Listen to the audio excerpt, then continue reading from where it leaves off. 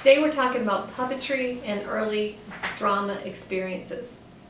Puppets and early drama experiences provide countless opportunities for children to enhance their speech.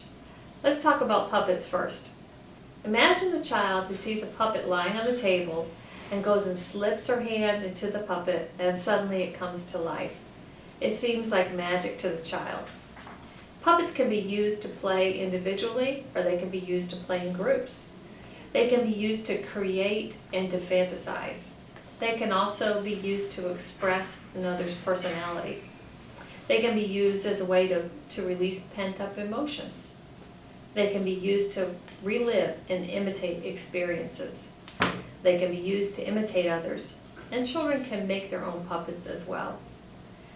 Good puppetry is more difficult than it looks. Moving and controlling the puppet can be a challenge. When you put the puppet on your hand, and your hand goes like this, the mouth part needs to come down. And the top of the puppet, when you go like this, the mouth makes its head go back and forth so it appears like it's going like this. So you have to try it and practice it. Don't assume that you can just put a puppet on and that it will work. You really need to practice it. When children use puppets, they not only experience creativity and role play, but they also begin to understand audience skills. Children who watch a performance learn that clapping is recommended after a performance. They also learn that they need to listen and be quiet and watch. And they learn it's important not to disturb. When the teacher uses a puppet, she's modeling how to use a puppet and how to care for that puppet. She models how to manipulate it and how to store it properly. Some helpful hints regarding puppetry. Puppets should have a definite personality, and they should stay in character. Practice your puppet's personality in advance and stick to it. So for example, you have a puppet named Happy Mabel, and Happy Mabel may have the following characteristics. She's always laughing and saying hot potatoes, and she likes to talk about her cat. Oscar the Grouch, a famous puppet that we're all familiar with from Sesame Street, he likes to grumble. We know that he lives in a garbage can, and he likes to be left alone. So use your puppet at least once a week in your class. Keep practicing the puppet mouth so that the words move with the words coming out of your mouth. And realize that many human actions can enliven a puppet, such as laughing, yawning, sneezing, giggling, snoring, hiccuping, whispering, and speeding up the voice or slowing it down. When we talk about dramatic play, children often relive familiar events and home situations in their dramatic play areas.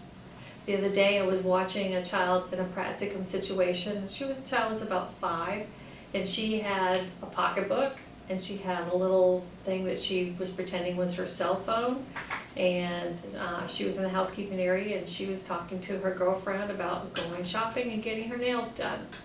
Probably she was out with her mommy the day before doing that, and so she was reliving that situation. Children can be acting out something that's real, or they might be acting out something that's in their imagination. Most of the time, children are acting out just everyday life, but they might be embellishing on it a little bit. They need a jumping off point for their imagination, so they go to their everyday life. A good teacher will join in the dramatic play to challenge the child's imagination with new ideas embedded in the dramatic play. She'll ask open-ended questions, not do you want the pocketbook or the backpack, but what kind of bag would you like to take with you today? Describe what color it is. What do you think you might put in it? What do you think you might buy? More open-ended questions. Problem-solving techniques can also be used in dramatic play. Think about acting out a problem where maybe someone is left out and how they feel. And so you can have children act that out and then resolve their problems that way. Picture books can also be used in dramatic play. Sometimes children like to read a story and then act it out. Language programs often use dramatic play to enhance learning.